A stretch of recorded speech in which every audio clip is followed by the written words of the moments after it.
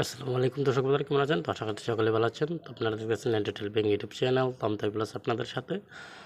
তো আজকের ভিডিওতে দেখাবো যে আপনাদের ফোন যদি হাতের ফোনটা যদি দুরন্তভাবে মানে অনেক সময় ব্যবহার যখন করেন বা যদি কোনো ভিডিও বা কোনো কাজ করতে চান, তখন কিন্তু দেখবেন আগুনের মতন গরম হয়ে গেছে এবং স্লো কাজ করে। তো আপনি কিন্তু দুরন্ত স্পিড বাড়িয়ে নিতে পারবেন এবং কি আপনার ফোনটা কীভাবে নিরাপত্তা দিবেন। তো এই সেটিংসটা কীভাবে করবেন? তো আপনি যদি ফেসবুক থেকে থাকেন তাহলে অবশ্যই পেজটি ফলো করে নেবেন। ইউটিউব থেকে থাকলে অবশ্যই কিন্তু সাবস্ক্রাইব করে নেবেন। তো চলুন এই কাজটি করার জন্য তো প্রথমে আপনি এখান থেকে কী করবেন, আপনার ফাইলটা খুঁজে বের করবেন। ঠিক আছে, তো আমি এখান থেকে ফাইলটা খুঁজে বের করবো। যেখানে ফাইলে চলে আসলাম।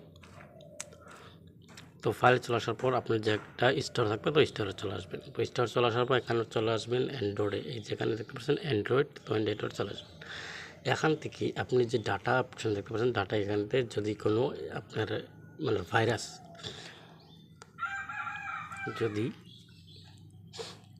যদি কোনো ভাইরাস আসে, তাহলে অবশ্যই কিন্তু এখান থেকে ভাইরাসটা ডিলিট করে নেবেন। তো এখান থেকে বেগে চলে আসবেন। তারপর এখান দ্বিতীয় সেটিংস হচ্ছে আপনি সর্বপ্রথম কী করবেন, এখান থেকে গুগল প্লে স্টোরে চলে আসবেন।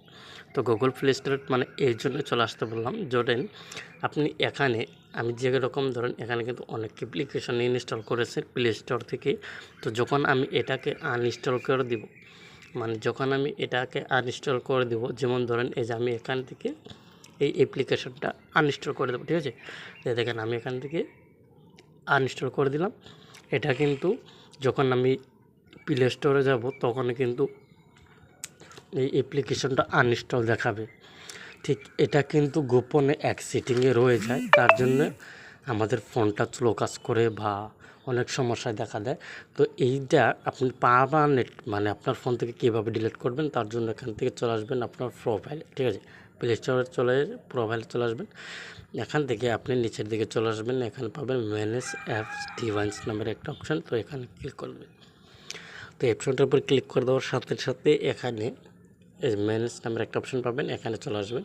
তো এখানে চলে আসার পর এই যেখান থেকে কতগুলো অ্যাপ্লিকেশন আমি ইনস্টল করেছিলাম, এই যেখানে দেখতে পাচ্ছেন এখানে কিন্তু রয়েছে, তাই না? তো এখন বিষয় হচ্ছে যেগুলো আমি ফোন থেকে পার্মানেন্টভাবে ডিলিট করি, তো ওইটা কি কোন গোপন সেটিংয়ে রয়ে যায়। তো তার জন্য এখানে পাবেন দিস ইজ ডিভাইস, এখানে ক্লিক করে দেবেন। তো আমি এখানে ক্লিক করে দিলাম, নিচের দিকে পাবেন নট ইনস্টল, তো এখানে ক্লিক করে দেবেন।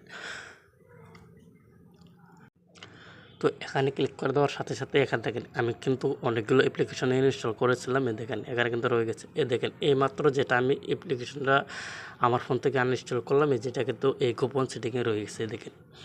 তো এগুলো এরকম করে আপনাদের কিন্তু হাজার হাজার আপনারা অ্যাপ্লিকেশন ইনস্টল করেছেন, আনইনস্টল করতে পারতেছেন না।